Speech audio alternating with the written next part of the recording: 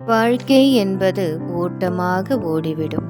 வாழ்வில் இருக்கும் நேரத்தை எவ்வாறு செலவழிக்கின்றோம் என்பதே கணக்காகும்.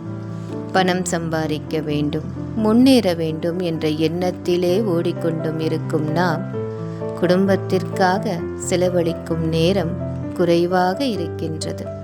அதுவும் நாம் பெற்ற பிள்ளைகளை திரும்பி பார்த்து அவர்களுடன் பேசி விளையாடும் நேரமும் குறைந்துவிட்டது. அப்படி விளையாடும் தருணங்கள் குழந்தைகளுக்கு இனிமையாக இருக்கும், வாழ்வில் இனிமையாகவும் இருக்கும். இதோ அதற்காக ஒரு கதை. ஒரு காட்டில் ஒரு தந்தையும் மகளும் வாழ்ந்து வந்தார்கள். தன் மகளுக்கு 13 வயது ஆகிவிட்டது.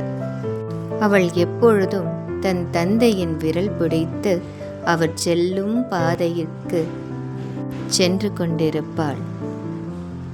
ஒரு நாள் அப்படி காட்டின் வழியே சென்று கொண்டிருக்கும் பொழுது விரலை விட்டு குழந்தை முன்பு ஓடிவிட்டாள். அதற்கு அந்த தந்தை, மகளே வா அருகில், ஏன் அங்கு ஓடுகின்றாய்? இருங்கள் அப்பா, இந்த ஓட்டை எங்கே போகின்றது என்று பார்ப்போம். அது எலி பொறி ஓட்டையம்மா, அது எங்காவது செல்லும். அது எப்படி செல்லும் என்று பார்க்க வேண்டும் அப்பா. சரி, நாம் ஒன்று செய்வோம். வீட்டில் இருக்கும் நாரினை எடுத்து வைத்து அதில் புகை மூட்டி சட்டியை பொந்தில் மேல் வைப்போம். உள்ளே வைக்கோலை வைத்து சணலை வைத்து புகையை மூட்டுவோம். புகையானது ஒரு துளையிலிருந்து மற்றொரு துளைக்கு வருவதை உனக்கு காமிக்கின்றேன், அதை சென்று பார்ப்பாய் என்று கூறி அவ்வாறே செய்தார். அப்படி செய்தவுடன் எலி வெளியே ஓடி வந்தது. அது திரும்ப இன்னொரு ஓட்டைக்கு ஓடிச் சென்றது. அப்பொழுது திரும்ப அங்கு சென்று அங்க வெளியின் தன்மைக்கு திரும்ப புகையை மூட்டி சட்டி அடைத்த பின் அப்புகையானது இன்னொரு பொந்தில் வந்தவுடன் அவர் மகள் அங்கே ஓடிச் சென்று எலி வரப்போகிறது என்று கையை தட்டி குதித்தாள். மகிழ்ச்சியாக இருந்தாள். இப்படியே தந்தையும் மகளும் விளையாடி 1 மணி நேரம் விளையாடினார்கள். எலி தவித்து மேலே வந்து நின்றுவிட்டது. அப்பா, இது ஓட்டைக்கே போக மாட்டேங்குதே. இதற்கு மேல் ஓட்டை இல்லை அம்மா, எல்லா ஓட்டைகளையும் அடைத்தாகிவிட்டது. அது மேலே வந்து விட்டது. என்னை விட்டுவிடுங்கள் என்று கேட்கிறது பார் என்றார். அப்பா, எலியை தொட்டு பார்க்கலாமா? அது கடித்து விடும் அம்மா என்று சொன்னார். இல்லை அப்பா, அது கடிக்காது. ஏனம்மா, நீதானே அதை துன்புறுத்தினாய். ஆமாம் அப்பா, அது என்னவென்று பார்க்க துணிந்தேன். ஆனால் அது படும் பாடு, மூச்சிறைப்பை இப்போது பார்க்கும் பொழுது தெரிகிறது. அது பயத்திலும் தவிப்பிலும் இருக்கின்றது என்று. அப்பா, நாம் இந்த சிறு உயிரை வதிக்கின்றோம் அல்லவா? ஆனால் இதுதானே நம் வீட்டுக்குள் புகுந்து அனைத்தையும் தின்று விடுகிறது, தானியத்தையும் எடுத்து சென்று விடுகிறதல்லவா? இருக்கட்டும் மகளே, அதற்கு யார் கொடுப்பார்?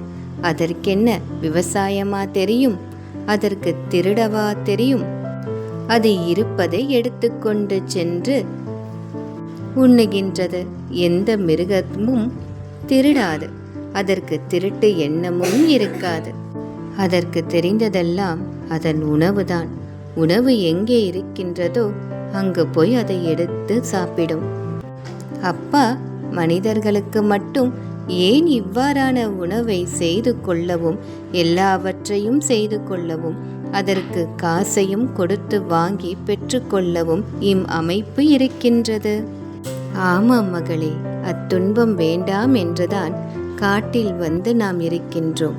இங்கே இருக்கும் பழங்களும் நீர், உணவு அருந்துவதற்காக சிறிதளவு நெல்மணியும் போட்டு வளர்க்கின்றோம் அல்லவா என்றார் அவர்.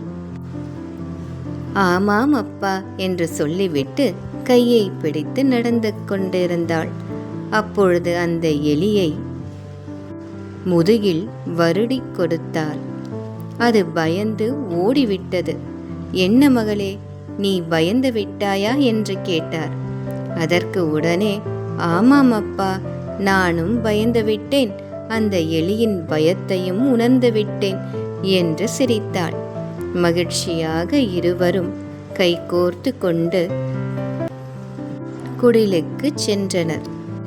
அவர் பிள்ளையுடன் விளையாடியது சிறிது நேரமாக இருந்தாலும் அது இனிமையாக இருந்தது அக்குழந்தைக்கு. பிள்ளைகளுடன் என்றும் நேரத்தை செலவழிக்க வேண்டும். அது வாழ்வில் இன்பத்தை கொடுக்கும்.